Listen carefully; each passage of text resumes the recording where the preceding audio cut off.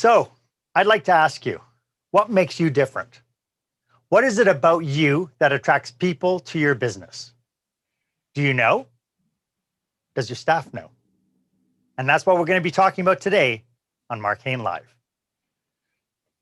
Welcome to Marc Haine Live, where small business owners and entrepreneurs pick up core skill sets to help them work on their business, not just in their business. I am your host, service expert and master of experiences, Marc Haine, and today I am so pumped to be speaking with someone I consider a friend, Gair Maxwell, and we'll get to him in just a second.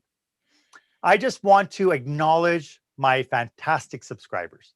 Thank you so much for watching. Thank you for being loyal. Thank you for following what I do. You are amazing. And to those of you watching this episode, I'd like to thank you for joining me today. I hope you and your team get extraordinary value from today's content. If you find the information here valuable, please do click the thumbs up button. It's not only lets me know that I'm bringing you some valuable content, it also lets YouTube know that I'm producing content that you like.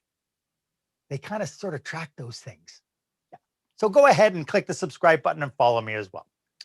You know, I love the quote from Seth Godin: in a busy marketplace, not standing out is the same thing as being invisible. So I have to ask you our question of the day. So what do you and your team do every day that sets you apart from your competition? I'd love to hear. Go ahead and put it in the comment box below here on YouTube. And why not share what you are proud of, what you and your team are proud of? Because at the end of the day, that's going to become part of your differential. So today, I am so proud to welcome my guest. He is the author of Nuts, Bolts, and a Few Loose Screws. And trust me, he's got a few loose screws himself, but in a good way. He is a sought-after brand strategist, having spoken to and worked with some of North America's most iconic brands. He has shared stages with the likes of Richard Branson and Gene Simmons, and his unique market-tested ideas has inspired some companies to grow 15 to 20 times while creating an irresistible category of one. His next book coming up, I believe in the new year, is called Big Little Legends: How Everyday Leaders Build Irresistible Brands, and it is due out. But I'd like to welcome to the show Mr. Gair Maxwell. How are you, my friend? It's so nice to have you on the show. Well, I can see that whatever the stipend was that I already paid you for that glowing introduction, I might have to double or triple. Thank you so much for the kind words, Marc. And really, what intrigued me was the opportunity for you and I to share this philosophy that I uncovered a while back around this subject called Big Little Legends, and so I'm just delighted to be here. Yeah. So Gary, thank you. And before we get into it, could you maybe tell us a little bit about what you do for your clients? Well, what I really do is I study the origin of legends and decode their enduring magnetic appeal. So when people think of legends, they tend to think of, well, King Arthur and Robin Hood and legends. From my study, I'm a history buff. And from my study of the origin of legends, there's one thing they all share in common, is that they endlessly fascinate human beings. And a few years ago, I started to wonder, well, how could that same fascination, how could that irresistible magnetic pull be applied to marketing? How could that help a small to medium-sized business grow? So the way I explain it in my programs and my workshops and in my consulting, everybody knows, the greatest brands in the world. People think of Apple and they think of Nike and they think of Amazon and Disney and Harley Davidson. Well, what about the small to medium-sized companies that have kind of like that same sort of appeal, but in, shall we say, more localized or regional type of markets? And who's doing it without spending a fortune on advertising and paid media? That's really the genesis of Big Little Legends. So we've got, there's dozens of examples that I've identified in my research, Marc, Mm-hmm. and some like too many to go into the book, too many to talk about today. But what we've done is we've distilled the core elements of what is a Big Little Legend and how anyone can basically tap into a force that's been around for centuries. Right. Well, and I'm so intrigued to dig deeper with this. But before we get into it, I just wanted to remind everybody that this episode is brought to you by my brand new book. Now, this book was driven from a conversation that Gair and I had over dinner one day, where I was finding a little bit unfocused in what I was trying to do. And Garrett looked at me and looked at my passion, and we were talking about customer service and we were talking about business operational excellence. And he looked at me and he says, "Isn't it a fact that every time a business opens up their doors, they're putting on a show?" And right there, that created the catalyst for this new book called Lights, Camera, Action: Business Operational Excellence Through the Lens of Live Theater. It tears down what it takes to put on a great show for you and your customers, no matter what business you are in. To get a notification when this book is released, please go down to the link below. I'll put it in the show notes, but it's markhaine.com/lights, camera, action, and click on the coming soon button, and I will notify you as soon as it's released. Okay, again, it's Lights, Camera, Action: Business Operational Excellence Through the Lens of Live Theater. And the catalyst for that, the muse for that, the person who was responsible for yanking it out of my brain is my guest. And I'm so thrilled that you are here. And I can imagine, Gair, that you probably do this for a lot of your customers. You probably are in a position where you see things that maybe other people don't see. Well, yeah, I appreciate that. And I never forgot from our conversation, you had this passion for improv and live theater. If I recall, right, Mark, you were already doing this. So in our consulting work, what we do is we've got a very methodical step-by-step process to identify basically who people already are beyond their products and services. Let me give you the great big lies around the subject of marketing and brand development that are happening now. No one cares about your unique selling proposition. Okay. This is, I don't know how else to say it. No one cares about your product, service, features, advantages, benefits. That's not going to make people line up and come to you. The object of a brand strategy, in my view, is to make the customer or make the talent come to you. Let me ask you this, Mark. How much do the dynamics of a business relationship change when you've got the customer coming to you? Do they change a little or do they change a lot? Well, obviously it changes a lot because they're doing Well, it by choice. Right. And so to me, strategically, that's the only place to play.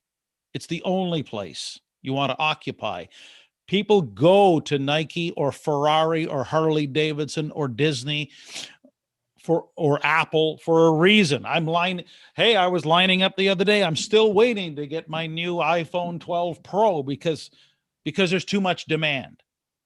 So when we talk about big little legends, what we're talking about, well, how does the small to medium-sized business owner create that pull in the marketplace? And so what we distinguish very, very clearly is the difference between direct marketing and brand marketing. Direct marketing is more push driven with the language of the pitch. Brand marketing is the pull. I call it the giant magnet on steroids. And the business leader has to recognize it's their responsibility to build the giant magnet on steroids. Right. And so when you recognize that that's your job and that there's something inside you, as in your theater background, this is a great example, Mark.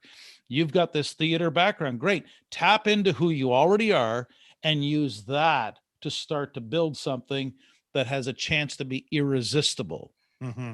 There's 10,000 customer experience, experts out there, but there's only one who's all about lights, camera, action, and taking the lessons of theater and using them in a business. And that would be Marc Haine. Well, thanks for that. That's, and I wish I could have paid you for that, because now I feel kind of guilty that you gave me all this value. Well, but it's universal, Mark. It's understanding every single category. So whoever's watching right now, all they have to do is think about in their particular category. And it doesn't matter what it is. It could be accounting. It could be, the legal profession. It could be hydraulic, manufacturers or piston ring makers or right. It doesn't matter what the product or the service is. Like this morning, one of our clients, we were chatting on Zoom, someone out of Wisconsin who's in the architectural build business. There's car dealerships. I'm just going through. There's we're all over the business landscape, and here's the central core issue. Every single category. So whoever's watching, every single category has its own language. The secret is, if differentiation is in fact a strategic priority, the secret is to speak an entirely different language than all of your competitors. What you will find is that when you really study this stuff, and this is part and parcel of what we do, is that you'll find virtually everyone in the category is focused on what they sell, their product, their service, their expertise. Well, Simon Sinek very clearly in Start With Why outlined people don't buy what you do, they buy why you do it. Mm-hmm. But then you go to the homepage of any website anywhere across all business categories, and you don't see why they do what they do. You see, here's what we do, here's what we sell.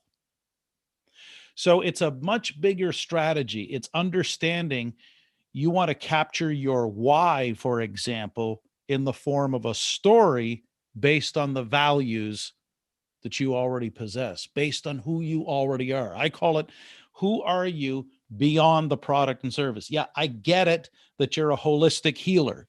Right. There's 10,000 holistic healers out there. Who are you beyond the holistic healing, beyond the insurance, beyond the beauty parlor or the tattoo parlor? It doesn't matter what it is. Go beyond that. Yes. And see what you can discover. So is there a strategy that small business owners could use to help them uncover some of this? Because I know that, knowing a lot of entrepreneurs, that a lot of them tend to be quite focused on their business, and they don't necessarily see what's going on or how to represent themselves outside of what they know. Right. And I'm going to say something, Mark, and I don't want it to come across as self-serving. It's just the law of the universe. Okay. Mm-hmm. You can't read the label when you're inside the bottle. Exactly. You can't do it. Why do the greatest golfers in the world? So who just won the Masters? Dustin Johnson. And before that, it was Tiger Woods. Why do the greatest golfers in the world hire a swing coach? Why? Because the swing coach can see things in the swing that the golfer can't see. This is one of those unique areas where, and I couldn't do it for myself either. I needed help to come up with Big Little Legends. I couldn't see it. So I had to find a trusted friend that I had confidence in, that knew something about the language of metaphor. And let me back up a little bit. The language of brand. If that's the subject, if that's the discipline, I think it helps everyone to understand that the language of brand speaks a different language. The language is metaphorical. It is meaningful. It is symbolic. It is emotion. It is not the language of business. Business speaks a language that is logical, linear, analytical, mathematical, mechanical, factual. Two completely different languages. Mm-hmm. And so the language of that which is metaphorical, emotional, and symbolic ties very nicely to lights, camera, action. We can see that in our mind without any explanation. And so I needed help to find Big Little Legends from someone I trusted. Well, guess what? My signature story, and it's a story I know that you know well, it still dates back. If people are curious about, well, where did all this come from? What sparked this? It's the story of the guy I met in 2002. So he's a small to medium-sized business owner. And I think, Mark, it's one of the easiest ways for anyone watching to kind of understand and put themselves in the shoes of my friend Jim Gilbert. Right. So Jim Gilbert is a small to medium-sized business owner, small mom and pop operation. Him and his wife, Donna, had already been in business for about 20 years. I meet him in 2002 at the Fredericton Chamber of Commerce. Great. He's got 5 employees. He's got maybe a part-timer selling an interchangeable product, and he's in a ruthless competitive category. There's lots of players and lots of people selling what he's got. Now, if anyone watching can identify with that, you'll understand what Jim's going through. He knows he's different, but he can't communicate it. Mark, how many times have you heard that conversation? There's something different about us, but we look and sound the same as everyone else. So I met Jim in 2002. And at the time, I had transitioned out of broadcasting into small business consulting, specifically soft skills, kind of some of the areas you were involved in around customer service, training, team building. And I met Jim and we started working together. And it was only 4 years later that we stumbled onto the Holy Grail. 4 years is what it took us. And simply put, without any strategic plan, without any detailed process to follow, what we did is we changed the story. And Jim Gilbert, as you can see the pictures, became Canada's Huggable car dealer. So think about the typical radio spots that you've ever heard in the car industry. You've heard things, what does the typical radio spot sound like? It's, better quality, better service, better selection, better value, better prices. Well, in September of 2006, we went on, Mark, I love that you showed that video. We went on and completely went in a different direction. We told 30-second stories. There were these little vignettes about Canada's Huggable car dealer. And so he's the Casanova of customer focus. He's the Romeo of roadsters. By golly, he's been called the McDreamy of drive. Stop by at Jim Gilbert's and get your daily dose of Hugtonium, designed to improve your love affair with your car and your libido. Well, there's 22 car dealerships in a 100-kilometer radius back then. Who else is speaking that way on the radio? That answer would be zero. It's 14 years later. His entire competitive space is still speaking the same product-focused language. We're speaking story-based language based on the values that were already there. Like Jim and Donna Gilbert are the nicest people you'd ever want to meet. When I met them, I couldn't believe it. I found they were doing handmade, handwritten birthday notes for their customers. They were already huggable. It only took us 4 years before we got some help to figure out the story. Once we figured out the story, that was the launching pad for, as you showed in your clips, it's basically, I've had my American friends tell me, if Walt Disney imagined a used car lot, this is what it looks like. Mm-hmm. So he's on 17 acres now. He's got the mascots. He's got hundreds of teddy bears. There's a merry-go-round out front for the kids to play on. There's a 2-kilometer nature trail, so you can go walk your dog. Anything and everything that speaks to Huggable, which is the metaphor for taking care of people, for doing the right thing, for giving great service. And so that business, as of 2019, we're talking 38 employees and north of $50 million. So that was kind of like the lab to study human behavior and how that can be positively influenced when you share the power of a story. And right. So what we've done, Mark, is deconstructed some of the timeless principles and then juxtaposed it against, well, isn't that interesting? The same dynamic that creates legends also helps small to medium-sized businesses like Canada's Huggable car dealer achieve, shall we say, legendary status within their space. Yeah. Well, I like your initial point, this idea that ultimately we can't do it by ourselves. No. We have, and this is a message that I think through my podcast, people have heard time and time again. Every time I bring on a subject matter expert, the message is always clear. You can't do everything by yourself. And this, I love your metaphor of not being able to see the label if you're inside the bottle. I'd like to take it a step further, but before we go any further, could you let everybody know how they can get in touch with you if they want to tap into your expertise? Sure. I'm the easiest guy to find on the internet. It's Gair Maxwell.com. So Gair, Gair. You're on the air with Gair, who used to have hair. Maxwell.com. I'm easy to find. I've got a very active YouTube channel. I post consistently. I give away a lot of free content and ideas for people to really stop and think about, well, what do I want to do? Do I want to be in the, do I want to play the role of spectator in the audience, or do I want to be on the stage and be the performer? Right.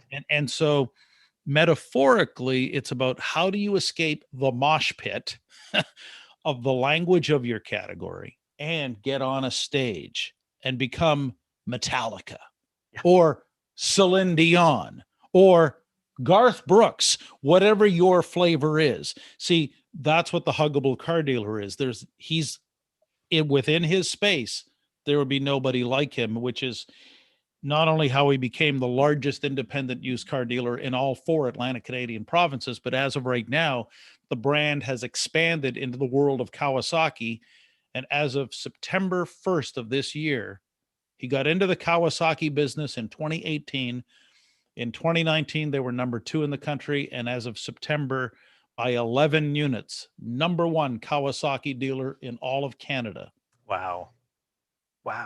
And it goes to show, I see a lot of times I'll talk to small business owners and they will use the excuse that it's easy for the big boys to do it because they have the budgets and I don't have the budget. And what you're telling us is there's something else in what we can control that will help us launch and be able to be kind of this irresistible brand that makes us stand out in our communities. Right. This is the game changer right here. What is right now, Mark, the cost of distribution on this live feed? What is our shared cost? Yeah, it's minimal. It's 0. Absolutely minimal. It's actually like 0. It costs nothing. The platforms are free. They're easy to use. They're available. Excuses are also easy to use and available. I don't know that making excuses and staying invisible is a solid long-term business and brand building strategy. Forgive me. I'm not sold. Yeah. Right. That making excuses and being invisible works long-term. Yeah. But I am convinced, because I've seen it repeatedly, and I could tell you many more examples. When you find a story that is uniquely your own, and people ask me all the time, well, what's the secret? What's the magic pill, if you will? Yeah. It's recognizing that it's the leader's job to create what I call strategic drama. You have to create strategic drama, which begins with, can you discover the story that is uniquely your own? Can you tell that story? But more importantly, can you live that story? And then what we always recommend is if you can anchor it to a 2 to 6 word narrative, then you've got this long form storytelling with the story that has no ending being shared on free platforms. The platforms are going to change. Right now, we're on things like YouTube and Facebook, and there's going to be, Instagram is out there, and Twitter's out there, and LinkedIn's out there. Great. Are there going to be more platforms? Yes. Yes, but all the time. Just like Tiki-Talkie came out from nowhere. Exactly. So with Jim Gilbert, the Huggable car dealer, we started on the radio to the point where his radio budget at one time, I think, was about, I'm going to say, ballpark it around $120,000 to $140,000 a year. And that went down to 0 because his social media traction and the snowball effect was so big. Yes. Does that make sense? Yeah, and I hope this makes sense to our viewers as well. And just a quick little call out to them. If you feel that this is valuable for you, please give it a thumbs up. Is this making sense? I'd love to hear your comments and your questions in the comment box as well, because you have experiences, you have challenges. And so I'd love it if you would share some of this in the comment box and just start this discussion. How is it working for you? Do you tell a unique story? And Gair, to me, it feels like it comes down to this, and you mentioned it, it's not only just come up with something, but you have to live the brand as well. And then it's all about telling those stories. Right. When it comes down to this idea of being able to tell stories, what do you think the foundation of that storytelling should be? Well, storytelling foundationally, and it's that's a great question, because it's fundamental to our consulting work. Is if our hypothesis is true that a brand is a story embedded in the mind of the market, then there's only 7 basic stories. There's only 7. And this becomes a valuable filter for whether or not you've actually got a story. Okay, so Christopher Booker's a researcher out of the UK, and he researched the origin of story that goes back, into Greek Roman times and way before the Bible and things of that nature. But he studied things like Shakespeare and Broadway and Hollywood and fiction, and there's 7 recurring plot lines. What we do is figure out, okay, if there is a story to be told, how does it align with at least 1 or 2 or 3 of these basic plot lines? Right. So using the Huggable car dealer as an example, that would be a synthesis of comedy meets Voyage and Return. So it's like Runaway Bride meets The Wizard of Oz and Disney, which is a timeless foundation. If societies for years, for centuries, have been fascinated by the same stories, then what you have is the confidence that you're at least in alignment with the greatest stories ever told. So lights, camera, action that's very much Voyage and Return, which is escapism, creating alternative universes, right? So Setting that different expectations. Exactly, but it's also allowing for the role of fantasy and make believe. It's all kinds of possibilities. Now, what you do with it, that's going to be all up to you. What I love is what you created with your studio, Mark. Mm-hmm. Lights, camera, action. Well, what do we see? We see this very well lit thing, and with your theater background, welcome to the backstage. We're backstage. But this is, and I see the little clapper, right? For the Yep, yeah, got the clapper happening. Absolutely. Yep.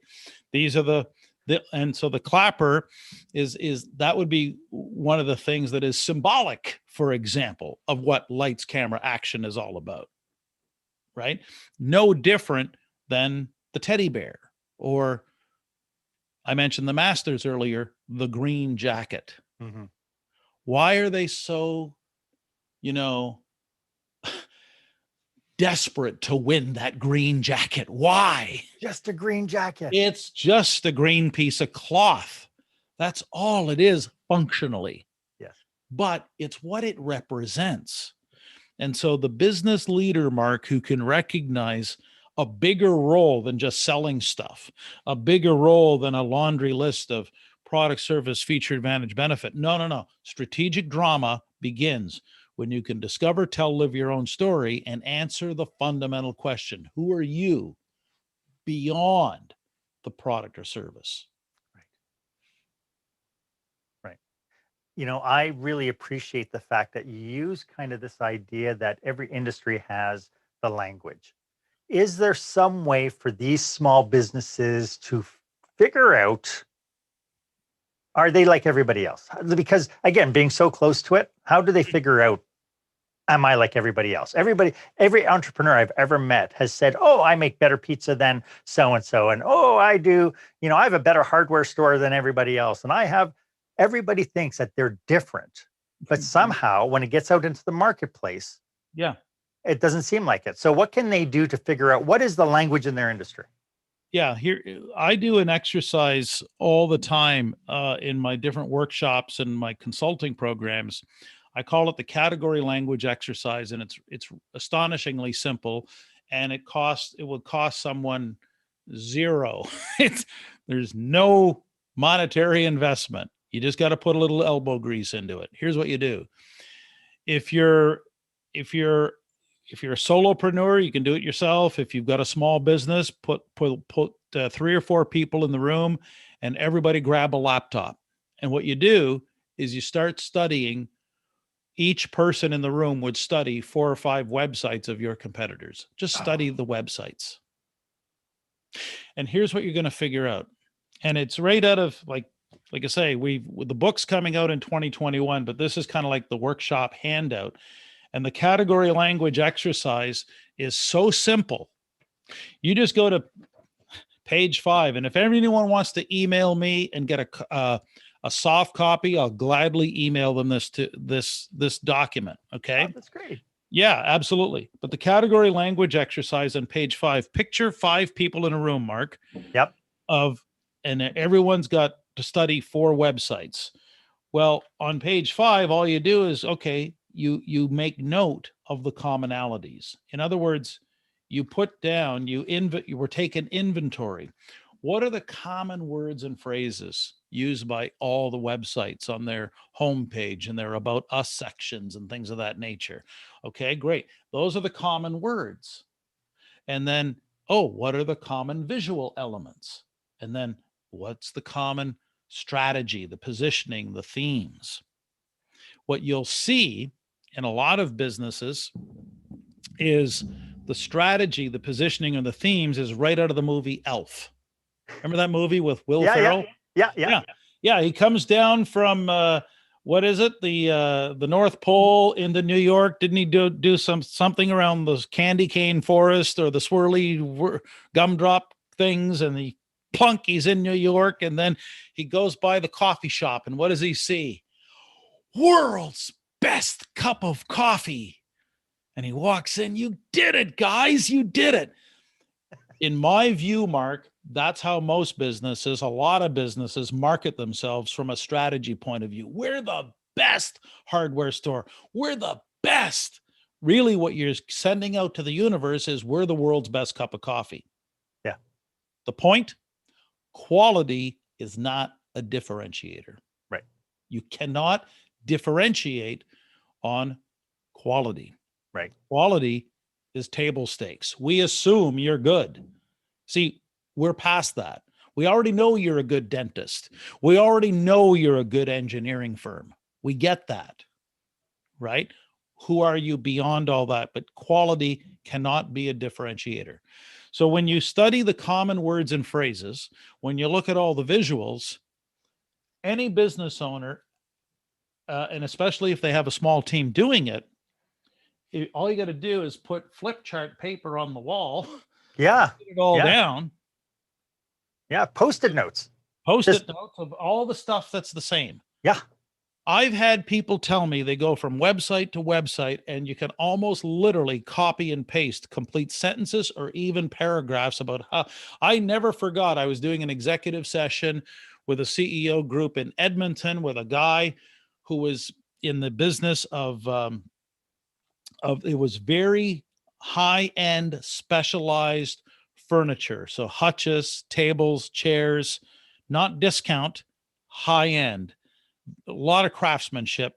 And when he did the category language exercise, Mark, I never forgot that guy. He says, within a 50-kilometer radius, all 3 of us are the world's finest. Yeah.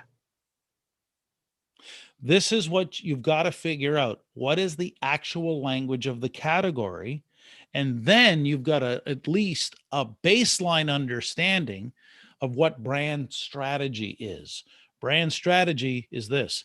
If everybody zigs, you zag. Right. You have to find a different language. But first, to create a zag, what are we going to do it against? It does 2 things. The category language exercise does a couple things, Mark.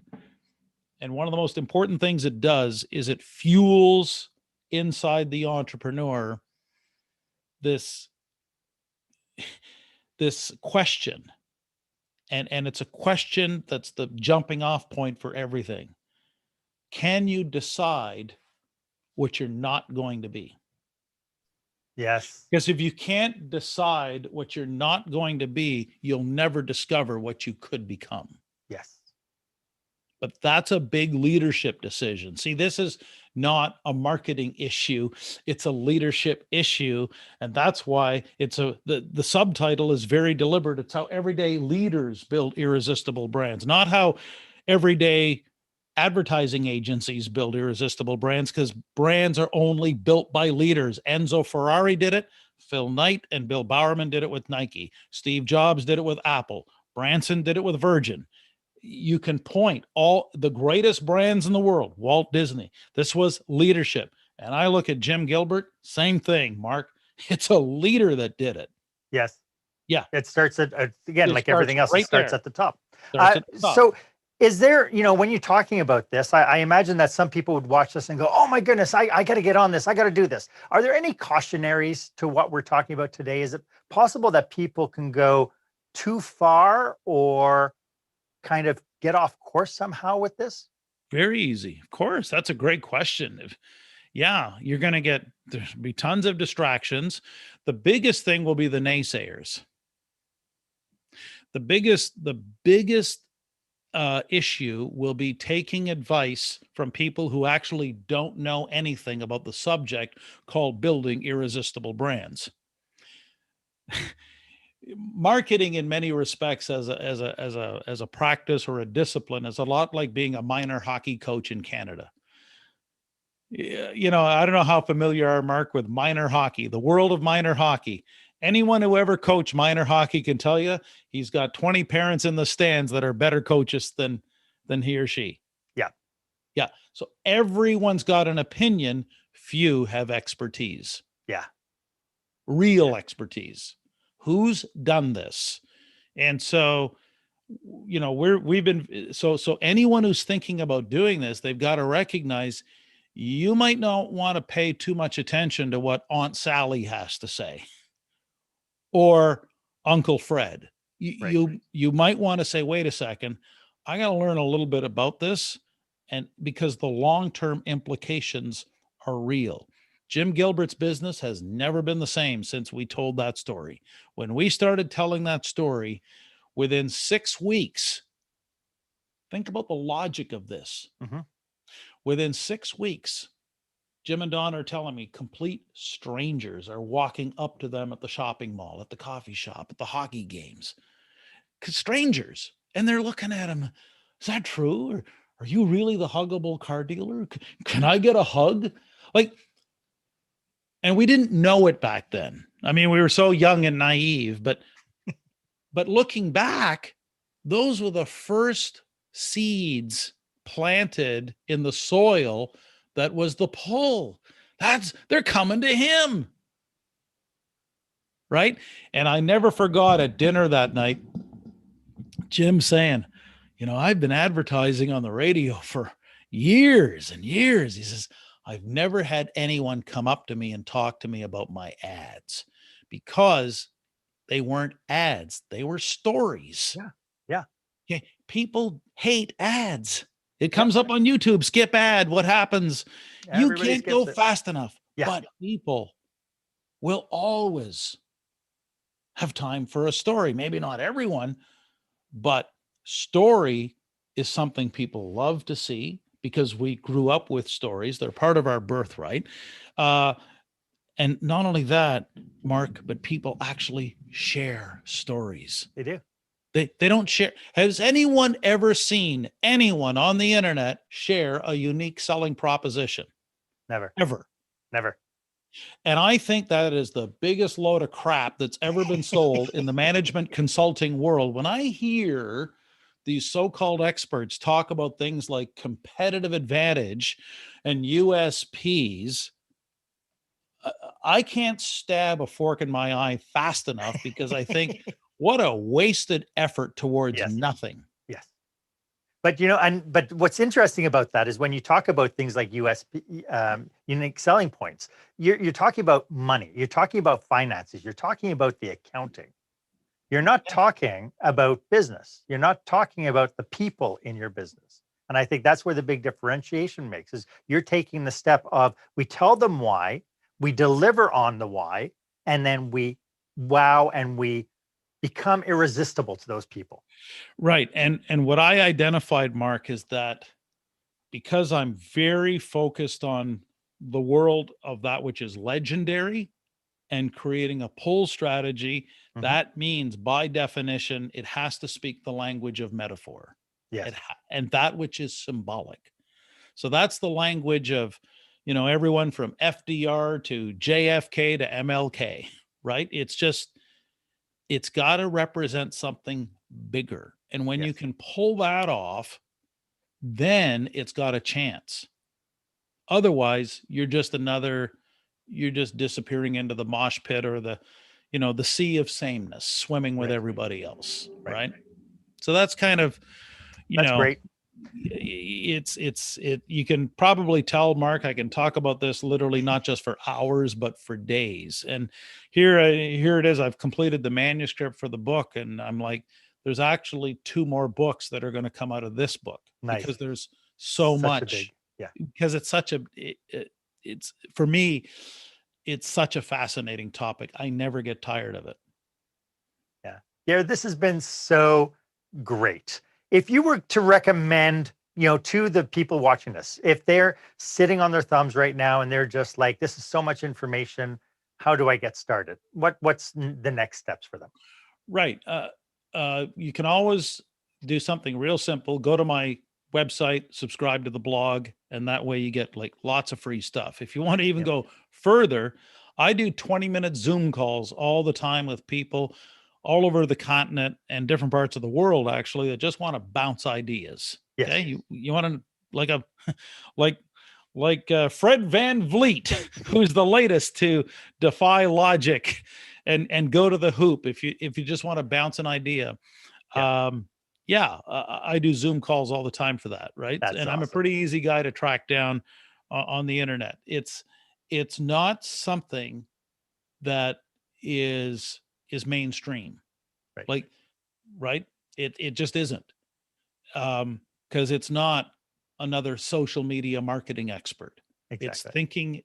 It's thinking through, well, how did Nike go from nothing?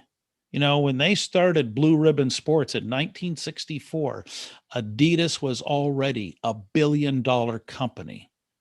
Yeah. Yeah. Well, how did Nike become the biggest of them all in that business? How did that happen? How does the Nike brand valuation of $36+ billion is more than double than their top 4 competitors? And Nike is a great example. I use that story all the time of building a brand off of 3 words. What's the Just Nike? do it. Just Just do it. do it. Well, how many stories can you tell with just do it as the anchor? Yeah. You can go forever. And again, to those people, those naysayers, the ones who say, well, you're talking about Nike, they're a multi-billion company. I'm just a small guy. But at some point, Nike had to start with somebody. It had to start with an idea. It had to start with a small business. It had to start with somebody making a prototype and somebody who says, there's something in the market that's missing and I can fulfill it. Right. Nike started with a handshake and $1,000 between Bill Bowerman and Phil Knight. They started with nothing, right? Yeah. Okay. Yeah. The other thing in my view, what they did in 1988, they landed on 3 words that they've never abandoned. And that's Right. the difference between what I call a campaign and a brand. Nike has always anchored all of its storytelling to the 3 words. So they tell a story about Jordan, or it's Bo Jackson, or it's LeBron, or it's keep going. The characters change in the story, Yep. right? Yep. Or it's Serena Williams, or it's Colin Kaepernick, and Nike enters the world of social justice. Or it's a chubby little guy running down the road. There you go. Great. How many stories can they tell knowing that the ending of the story is always 3 words? Yep. Just Inside those 3 words are the values of initiative, courage, resourcefulness, Tenacity. athleticism, Yeah. tenacity. It's all in 3 words, Yeah. right? Yeah. Okay. Hold that thought. Then how many stories can Jim Gilbert tell with 4 words? Canada's Huggable car dealer. Exactly. Oh, it's the same. We're using the exact same strategy Mm-hmm. that Nike uses only with small to medium-sized businesses. What's the first thing? Let me do this for you, Mark, and all your viewers will love this. What are the words that instantly come to mind? Let's play a little association game, right? Because it's all about top of mind, right? What Yes. comes to mind?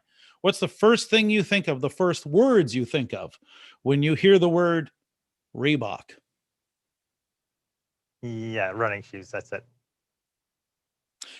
Right. That's And all that's I my got for you. point. I can't find an audience anywhere that can answer the question, well, who's Reebok beyond the product? And so Reebok is an example of a company that has had tons of resources, spent millions of marketing dollars for decades to be known for nothing. Mm-hmm.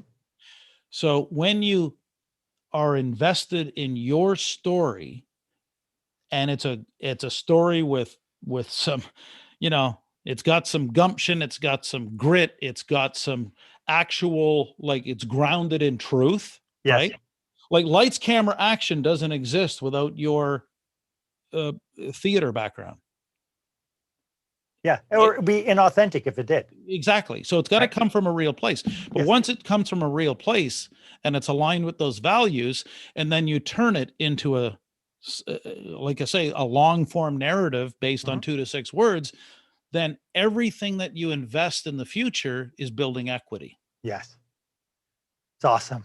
Gair, like you said, we could go on for days talking about this stuff because I think it's both very close to both our hearts. This idea of how do we differentiate? How do we do something different? How do we think of ourselves in a different way?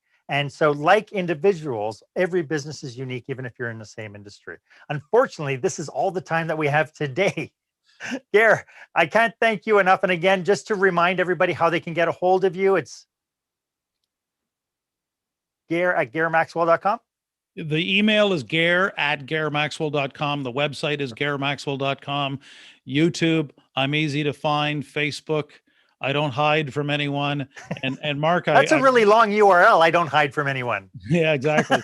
Oh, I'm easy to find, and because I believe that as the world has more capacity and technology to be connected, I find in some ways we're a little more disconnected, and I'd like to try and change that in some way.